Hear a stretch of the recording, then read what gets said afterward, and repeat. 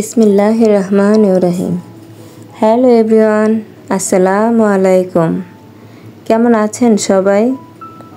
আশা করি কাছে ও দূরে, দেশ কিংবা দেশের বাইরে যে যেখান থেকে আমার আজকের ভিডিওটি দেখছেন বা শুনছেন, মালিকের দয়ায় সবাই সুস্থ আছেন, ভালো আছেন, নিরাপদে আছেন। আমরাও আলহামদুলিল্লাহ আপনাদের সকলের দোয়া ও ভালোবাসায় মালিকের অশেষ দয়ায় বেশ ভালো আছি। আর যারা অসুস্থ থেকে আমার আজকের ভিডিওটি দেখছেন বা দেখছেন না, তাদের সকলের সুস্থতা কামনা করে সিম্পল লাইফস্টাইল ব্লগ চ্যানেল থেকে নতুন দিনের নতুন আরও কিছু কাজ ও কথা নিয়ে চলে আসলাম আপনাদের মাঝে। আশা করছি বরাবরের মতো আমার আজকের ভিডিওটি আপনাদের কাছে অনেক ভালো লাগবে। ভিডিওর শুরুতে আমার প্রিয় আপু ভাইয়াদের কাছে একটা রিকোয়েস্ট করে নিচ্ছি, প্লিজ একটি লাইক দিয়ে ভিডিওটি কন্টিনিউ করবেন। আপনাদের একটি লাইক আমাকে অনেকের মাঝে পৌঁছে দিতে সাহায্য করবে। আজকে যারা নতুন আমার চ্যানেলটি ভিজিট করেছেন, এই ধরনের সাধারণ লাইফস্টাইল ভিডিওগুলো যদি দেখতে আপনাদের ভালো লাগে, রেগুলার দেখতে চান, তাহলে চাইলে আমার চ্যানেলটি সাবস্ক্রাইব করে পাশেই থেকে যেতে পারেন এবং পাশে থাকার বেল আইকনের অল অপশনটি অন করে দেবেন। তাহলে আমি যখনই ভিডিও ছাড়ব নোটিফিকেশান চলে যাবে আপনার কাছে, আপনি আপনার সময় সুযোগ মতো দেখে নিতে পারবেন। চাইলে আপনি আপনার ফ্রেন্ডস অ্যান্ড ফ্যামিলির সাথেও শেয়ার করতে পারেন। আর ভিডিওটি দেখে একটি হেলদি কমেন্ট করবেন। অলরেডি যারা এই কাজগুলো করে দিয়েছেন তাদেরকে জানাই অসংখ্য ধন্যবাদ, অনেক অনেক ভালোবাসা। ভিডিওর শুরুতেই দেখে নিয়েছেন সবগুলো রুম ভালোভাবে গুছিয়ে নেওয়া হয়েছে। তারপর এই তো আজকে আমার বড় মেয়ের অনার্সের 3rd ইয়ারের রেজাল্ট দিয়েছে। আলহামদুলিল্লাহ, আমাদের মেয়ে ফার্স্ট ক্লাস পেয়েছে। তার জন্য ভাইদের জন্য খাবার পাঠিয়েছে। তাই তো ভাইয়েরা নিজেরাই খুলে নিচ্ছে আর আপনাদের সাথেও শেয়ার করেছি। আমার মেয়েটার জন্য সবাই দোয়া করবেন। আলহামদুলিল্লাহ, মেয়েটা তার স্বামী, সন্তান, সংসার সব কিছু সামলে লেখাপড়া করছে।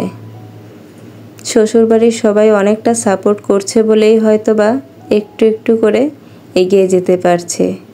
আর আমাদের মেয়েটাও অনেক লক্ষ্মী, লেখাপড়ায় অনেক ভালো, যার জন্য ওরও এই ব্যাপারে অনেকটা আগ্রহ আছে বলেই হয়তোবা ওর এই রেজাল্ট। সবাই আমার মেয়েটার জন্য দোয়া করবেন। ভিডিওর থাম্বনেল টাইটেল দেখে নিশ্চয়ই এতক্ষণে বুঝে নিয়েছেন আজকেও আমি গল্পের কিছুটা অংশ শেয়ার করব আপনাদের কাছে। কি তাই না? একদম ঠিক। হাজব্যান্ডের মৃত্যুর পর যখন মৃতদেহ নিয়ে অ্যাম্বুলেন্সে ওঠা হলো, মৃত্যুর খবর শুনেও কিন্তু বউটার চোখ দিয়ে এক ফোঁটা পানিও পড়ল না। কেমন যেন একটা থম মেরে গেল। যাই হোক, অ্যাম্বুলেন্সে যাচ্ছে, বারবার কাপড় উঠিয়ে তার হাজব্যান্ডকে দেখছিল। হঠাৎ করে একজন বলে উঠল, এই বারবার মুখ খুলবি না, গুনাহ হবে। রাস্তা যেতে যেতে গাড়ির মধ্যে একটা ভাঙার মধ্যে গিয়ে জোর একটা ধাক্কা লাগলো। মেয়েটি ঝাঁপড়ে ধরল তার হাজব্যান্ডকে, পিছন থেকে টেনে ধরা হলো। মেয়েটিকে তার স্বামীকে স্পর্শ করতে দেওয়া হলো না, কেননা তাহলে নাকি গুনাহ হবে। আসলে কি তাই? যে মেয়েটি তার হাজব্যান্ডের সাথে সুখ দুঃখ সব কিছু ভাগ করে নিতে পারে, হাসি কান্নায় সব কিছুতে পাশে থাকতে পারে, আজকে তার স্পর্শে কেন গুনাহ হবে? আচ্ছা, পাপ পুণ্য যাই হোক, তা কি দেহর হয়? আপনারা কেউ জানলে আমাকে প্লিজ কমেন্ট করে জানাবেন। যেই দেহটার মধ্যে আত্মাটাই বিদ্যমান নেই, তার আবার কিসের পাপ পুণ্য? আমার মতে পাপ পুণ্য যাই হোক, ওটা কেবলমাত্র আত্মার হয়। বিবেক বিবেচনা যাই থাকে আত্মার থাকে, দেহর কি কিছু থাকে? এই যে বউটা এত কষ্ট পাচ্ছে, যদি দেহের কোনো ফিল থাকতো তাহলে কি আদৌ কষ্ট পেতে দিত? যাই হোক, পৌঁছে গেল বাড়িতে। বাড়িতে যাওয়ার পরও হাজব্যান্ডের কাছ থেকে অনেকটা দূরে সরিয়ে নিয়ে ওকে ঘরের মধ্যে রাখা হলো। একদিক দিয়ে হাজব্যান্ডের জন্য গরম পানি বসানো হয়েছে বড়ই পাতা দিয়ে, অন্যদিকে মেয়েটির হাত থেকে টেনে হিঁচড়ে চুড়ি খোলা হচ্ছে, কেননা এটা নাকি নিয়ম। অবশ্য মেয়েটি তখন বুঝতেই পারছিল না কোনো কিছু।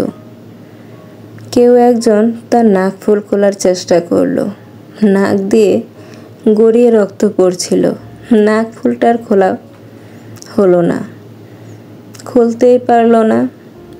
হঠাৎ কেউ একজন বলে উঠল, ওর তো ছেলেরা আছে, নাক ফুলটা খুলিস না। যাই হোক, মেয়েটা হয়তোবা এই কষ্ট থেকে বেঁচে গেল। চুড়ি খুলতে গিয়ে মেয়েটার হাত থেকে অনেক জায়গায় আঁচড় খেলো। আসলে মেয়েটা তখন কিছুই বুঝতে পারছিল না। ওর হয়তোবা কোনো প্রকার ফিলই শরীরে কাজ করছিল না। যাই হোক, গোসল শেষ করানোর পর মেয়েটাকে নিয়ে যাওয়া হলো তার হাজব্যান্ডকে এক পলক দেখার জন্য।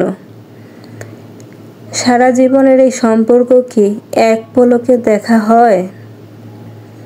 মেয়েটি গিয়ে দাঁড়ানোর পর কিছুক্ষণ পরই পিছন থেকে টেনে মেয়েটিকে আবার রুমে নিয়ে আসা হলো। ওখানে বেশিক্ষণ থাকতে হয় না। আমাদের সমাজের এই নিয়মগুলো না বড্ড বিচিত্র। মেয়েটির সাথে এত কিছু হচ্ছে, মেয়েটির চোখ দিয়ে এক ফোঁটা পানি বের হচ্ছে না। মেয়েটি কেমন যেন থম মেরে গেছে। জানাজা শেষ হলো, ছেলে দুটো সামনে এসে দাঁড়ালো। মেয়েটি বউকে আগলে অনেক কান্না করলো। হয়তোবা এতক্ষণ যাবৎ আপন একজনের খোঁজ করছিল মেয়েটি। এইভাবেই 1 দিন, 2 দিন, 3 দিন, 4 দিন কেটে গেল। 4 দিনের দিন অনুষ্ঠান হলো। অনুষ্ঠানে বেশ অনেক আত্মীয় স্বজন আসলো, পাড়া প্রতিবেশীরা আসলো। অনুষ্ঠানের খাওয়া দাওয়ার পর শ্বশুরবাড়ির লোকজন সবাইকে নিয়ে বসলো। বসে সবাই সুন্দরভাবে সব দায়িত্ব ভাগ-বাটোয়ারা করে নিল। কেউ বাসা ভাড়া দেবে, কেউ বাজার করে দেবে, কেউ বা সন্তানদের লেখাপড়ার খরচ দিবে। সবাই ভাবলো বেশ, খুব সুন্দর তো হলো, সবাই সবার মতো দায়িত্ব বুঝে নিল। আর কি চিন্তা। যাই হোক, কয়েক ঘন্টার মধ্যেই সবার ডিসিশন পরিবর্তন হয়ে গেল। মেয়েটি রুমে রেস্ট নিচ্ছিল ছেলেদের সাথে। হঠাৎ করেই রুমে সবাই প্রবেশ করলো। সবাই যার যার মতো বলতে শুরু করলো, আমাদেরও তো সংসার আছে, নিজের সংসারের খরচ দিয়ে একদমই হাতে টান পড়ে যায়, কি করে আবার কারো দায়িত্ব নিতে পারি। মেয়েটি বেশ বুঝতে পারল। মেয়েটি তখনও কিচ্ছু বলল না। ছোট ছেলেটি বলে উঠল, আমাদের কি তাহলে লেখাপড়া হবে না আম্মু? মেয়েটি শুধু বলল, মালিক যা চায় তাই হবে, ওনার সিদ্ধান্তের বাইরে তো আর কিছু হয় না, একদম চিন্তা করব না। বাস, পরদিন নতুন জীবনের যাত্রা শুরু হলো। ওখান থেকে চলে আসলো তার নিজের গন্তব্যে। আসলে আমাদের সমাজে বৈধব্য একটা অভিশাপ। একটা বিধবা মেয়ে শ্বশুরবাড়িতে একটা আগাছার মতো হয়ে যায়। এতিম বাচ্চাগুলো আগাছার মতো হয়ে যায়। যত তাড়াতাড়ি উপড়ে ফেলা যায় ততই যেন বাঁচা যায়। এটাই আমাদের সমাজ, তাই না? আমাদের প্রিয় পুষ্প আপু তার ভিডিওতে বলেছিল, একটি ভালো হাজব্যান্ড হলো জান্নাতের স্পর্শ পাওয়া। ঠিক তেমনই একটি মেয়ের জীবনে বৈধব্য হলো জাহান্নামের স্পর্শ পাওয়া। এই বৈধব্য জীবনটা সত্যি একটি মেয়ের জীবনে জাহান্নামের মতোই। গল্পটি আমার হোক বা আরেকজনের, এটা কিন্তু কোনো গল্প না, একদম সত্যি জীবন কথা। আসলে মেয়েদের জীবনটা সত্যি বিচিত্র। তাই তো আমার মনে হয় প্রতিটা মেয়ের নিজস্ব একটা সত্তার প্রয়োজন। প্রতিটা মেয়েরই উচিত তার নিজের জায়গায় স্বাবলম্বী হওয়া। তাহলে হয়তোবা সে আর কারো বোঝাও হবে না, আগাছায়ও পরিণত হবে না। আজকে এই মেয়েটি যদি নিজে স্বাবলম্বী হতো, তাহলে হয়তোবা ছেলের মাথায়ও এত টেনশন আসতো না, ওকে নিয়ে কেউ বোঝাও মনে করতো না, তাই না? গল্প করতে করতে ভিডিও রিলেটেড কিচ্ছু বলা হলো না। আমার আপুরা নিশ্চয়ই দেখে বুঝে নিয়েছে। বোনের পাঠানো খাবারগুলো ভাইরা খুব সুন্দরভাবে খেয়ে নিয়েছে, আলহামদুলিল্লাহ। আমিও খেয়েছি। তারপর তরমুজ এনেছিল, তরমুজটা কেটে ভালোভাবে ছেলেদেরকে দিয়েছি কিছু, ফ্রিজে রেখে দিয়েছি কিছু। তারপর তরমুজের খোসাটা আমি একদম ফেলে দিইনি, এটা দিয়ে আমি তরকারি রান্না করব। কে কে তরমুজের খোসার তরকারি খেয়েছেন কমেন্ট করে জানাতে পারেন। কিন্তু আমার প্রিয় আপু ভাইয়ারা এত সুন্দর সুন্দর কমেন্ট করছে, আমি কারো কমেন্টের রিপ্লাই দিতে পারছি না, তার জন্য আমি আন্তরিকভাবে দুঃখিত। আসলে অনেকটা ব্যস্ততার মধ্যে দিন পার করছি, শরীরটাও অনেকটাই খারাপ, যার জন্য সময় মতো সবার কমেন্টের রিপ্লাইও দিতে পারছি না। তার জন্য আমি আন্তরিকভাবে আবারও সরি চেয়ে নিচ্ছি। এবার আমি একটা ভাইয়ের কমেন্ট পড়ে নিচ্ছি। হাংরি বয় আইডি থেকে ভাই লিখেছে, মাশাআল্লাহ আপু, আমার এই কমেন্টটা পরবর্তী ভিডিওতে পড়বেন। ওই আপু, আপনি তো অনেক সুন্দর রান্না করতে পারেন, আমাদেরকে একদিন দাওয়াত দিয়েন, আমরা এসে খেয়ে যাব প্লিজ আপু, দেবেন তো? লাইক দিয়ে শেষ করছি। অসংখ্য ধন্যবাদ ভাই। জানি না ভাই রান্না করতে পারি কি না, তবে খাওয়াতে পারলে বেশ ভালো লাগে। আমার এই ভাইটি খাওয়া দাওয়া নিয়েই ভিডিও বানায়, খুব ভালো লাগে। আপনারাও চাইলে ভাইয়ের চ্যানেলটি ঘুরে আসতে পারেন। তরমুজের খোসার সবুজ অংশটা পিলার দিয়ে আমি ভালোভাবে পরিষ্কার করে নিচ্ছি। তারপর আমি তরমুজগুলো ছোট ছোট কিউব আকারে কেটে নিয়ে চিংড়ি মাছ দিয়ে রান্না করছি। আপনারা যারা তরমুজের খোসা ফেলে দেন, চাইলে কিন্তু এইভাবে রান্না করে খেয়ে দেখতে পারেন। আশা করছি ভালো লাগবে। আর ভালো লাগলে আমাকে কমেন্ট করে জানাতে একদম ভুলবেন না। আমার ভিডিওতে বলা কোনো কথা বা কাজে যদি কেউ কোনো কষ্ট পেয়ে থাকেন, তাহলে প্লিজ ক্ষমা সুন্দর দৃষ্টিতে দেখবেন। ক্ষমা জিনিসটা সত্যি অনেক সুন্দর, তাই না?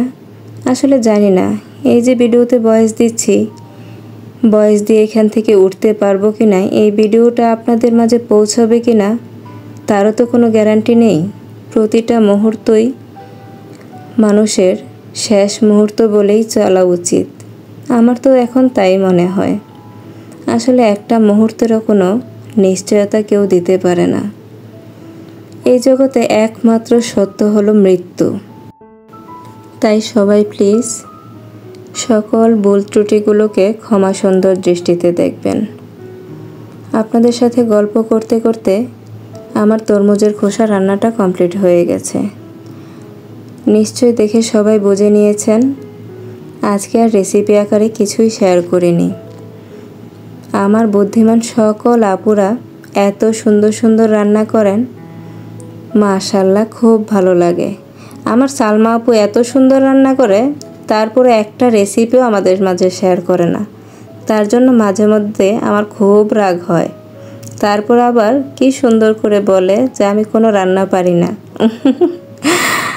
যাই হোক, সালমা আপুর দুর্নাম দিয়ে আজকের ভিডিওটা শেষ করলাম। আজকের ভিডিও থেকে আমি এখানেই বিদায় নেব। মালিকের দয়ায় সবাই সুস্থ থাকবেন, ভালো থাকবেন, নিরাপদে থাকবেন। আর আমাদের জন্য সবাই দোয়া করবেন। আল্লাহ হাফেজ। আসসালামু আলাইকুম।